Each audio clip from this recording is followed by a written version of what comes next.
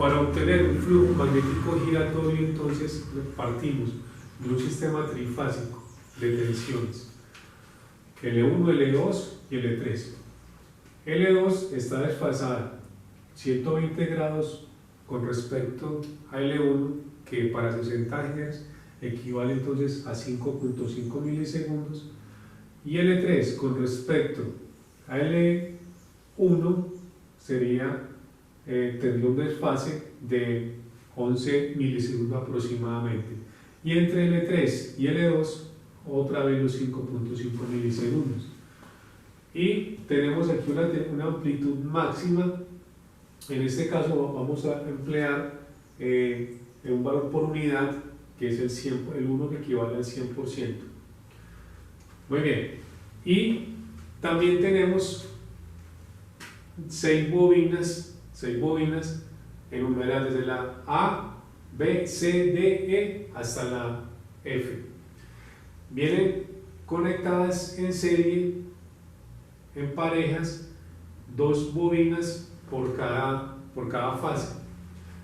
Si hacemos la conexión aquí en un plano, para hacerlo más fácil, entonces colocamos las 6 bobinas desde la A hasta la F y conectamos las 2 bobinas amarillas que corresponden a la fase, a la línea L1 en serie. Pero note que cuando la fase A, la bobina A me está indicando un polo norte, la bobina D me indica un polo sur. ¿Cómo se logra eso? Haciendo una conexión en serie, pero obligamos a que la corriente en la bobina D circule en sentido opuesto a lo que hace en la bobina A. Sigue siendo una serie, solo que ya nos encargamos de que el final, que aquí está representado por este punto vacío, el final de la bobina A esté conectado con el final de la bobina B. E igual realizamos con las otras 2 bobinas, las 2 bobinas B y E, que son de color azul y corresponden a la línea L2, y las 2 bobinas rojas, la C y la F, que corresponden entonces a la línea L3. Ahora vamos a marcar los instantes de tiempo en los que vamos a hacer el análisis. Empezamos con T1. El instante T1 lo ubicamos acá en la tensión pico de la línea L1, y vamos a observar qué pasa aquí con las líneas, con las fases L2, que es la azul, y L3, que es la roja. Note que cuando L1 está en el pico de tensión, L2 y L3 están al 50% de la tensión pico, pero con un valor negativo. En ese instante, entonces, como L1 está en el máximo y es un máximo positivo, entonces en las bobinas A y D que están conectadas a L1 están conforme a lo que tenemos establecido aquí. La bobina A está en un polo norte de máxima intensidad, porque está en voltaje pico, por eso coloqué aquí la N más grande, y la bobina D está en un polo sur que corresponde también que es de máxima intensidad, pero corresponde a un valor pico de L1. ¿Y qué ocurre entonces con L2? L2 está al 50% pero negativo. Entonces las bobinas de L2, que son las azules, la B y la E, me están entregando un polo magnético opuesto al que tenemos representado acá. Entonces, ¿por qué? Porque está en un valor de tensión negativo. Entonces, quiere decir que la bobina B me está entregando aquí un polo norte, que aquí lo coloco con una N más pequeña para indicarme que está a la mitad de la intensidad. Y obviamente la bobina E en un polo sur. Y lo mismo ocurre con la línea L3. Entonces las bobinas conectadas a L3, que son la C y la F, me entregan entonces la C, aquí dice un polo norte, pero como está en un valor negativo, sería un polo sur. Entonces, la bobina C aquí tiene un sur, que está la mitad de la intensidad, y la bobina F un norte, que está la mitad de la intensidad. Podemos entonces aquí marcar, aquí estamos diciendo, marcar acá con esta línea de que tenemos tres polos norte que sumados me configuran aquí un polo norte grande, completamente acá en la parte superior, y un polo sur abajo.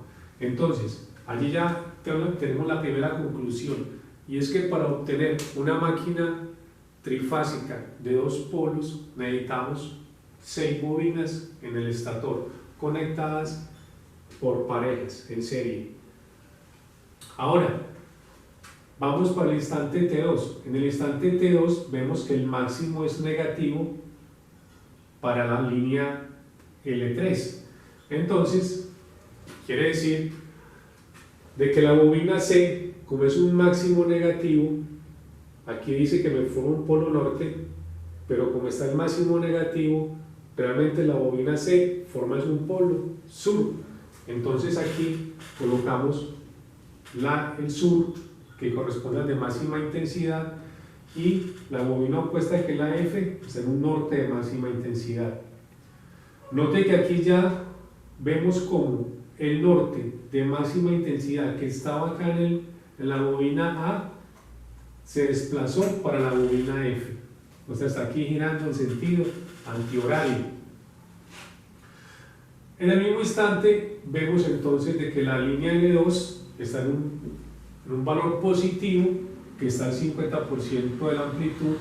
Entonces ese valor positivo hace que la situación de la bobina B sea la mostrada acá. O sea, la B está en un polo sur de media intensidad, lo mismo la E está en un norte de media intensidad.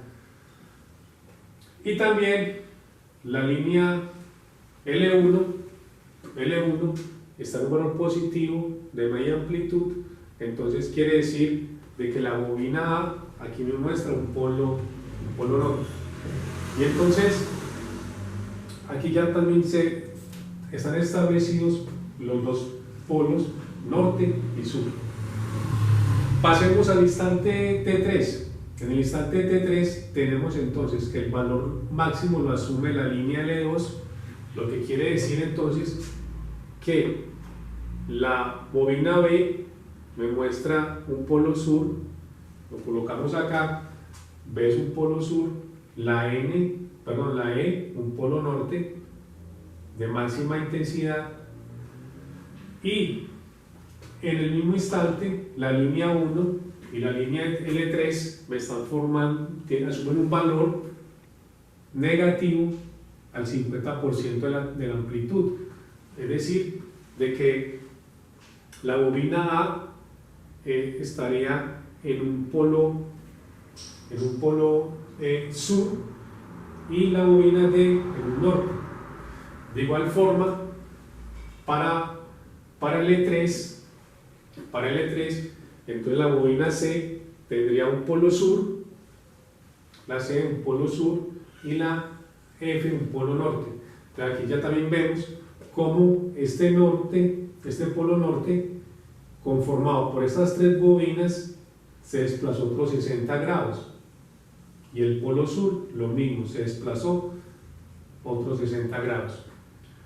Para el instante T4, vemos que en T4 tenemos un valor negativo para L1, entonces quiere decir que la bobina A está formando un polo sur y la bobina D un polo norte. Y en ese instante T4, entonces L2 y L3 tienen un valor positivo equivalente al 50% de la amplitud. Entonces eso hace que la bobina B esté formando un polo sur y la bobina E un polo norte. Y L3 también, que alimenta las bobinas C y F, L3 a través de la bobina C me forma un polo norte al 50% de la intensidad, y la F un polo sur. Entonces aquí ya vemos que el polo norte se desplazó otros 60 grados y el polo sur igual, otros 60 grados. Y vamos por el instante T5. En T5 ya el valor máximo lo asume la línea 3. Eso hace que la bobina C esté en un norte, la bobina C en un norte de máxima intensidad y la bobina F en un sur de máxima intensidad. Y en T5 la línea L1 está en un valor de 50% pero negativo. Eso hace que la A esté en un sur, la bobina A está en un sur y la bobina D en un norte. Y también la línea L2 estaría entonces haciendo que la bobina B esté en un norte al 50% de la magnitud y la bobina E en un sur. Entonces aquí ya vemos otro desplazamiento de 60 grados de este polo norte y del polo sur. Y ya vamos al instante T6. En el instante T6 el valor máximo lo asume la línea L2, haciendo que la bobina B esté en un polo sur porque está con un valor negativo de tensión. Entonces la bobina B en T6 forma un polo norte y por ende la bobina E un polo sur.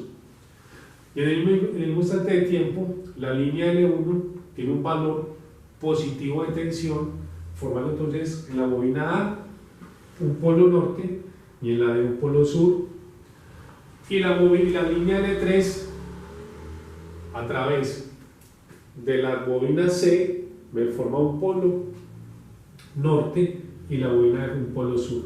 Y entonces tenemos aquí que ya este polo norte viaja otros 60 grados y llegamos al instante T7. Note entonces que el instante T7 es el mismo análisis del instante T1, que es este primero. Entonces ya aquí logramos hacer la demostración de cómo un polo norte magnético pasó de la bobina A, en el instante T1 pasó de la A al instante T2, pasó a la bobina F, en el instante T3 pasó a la bobina E, en el instante T4 pasó a la bobina D, en el T5 pasó a la bobina C y en T6 pasó a la bobina B, a la B. Y en el instante T7, que es el último, volvería a estar en la A. Entonces note cómo en 16,66 milisegundos logramos que el polo norte diera una vuelta completa. Entonces, para obtener una máquina trifásica de dos polos, estamos necesitando 6 bobinas en el estator.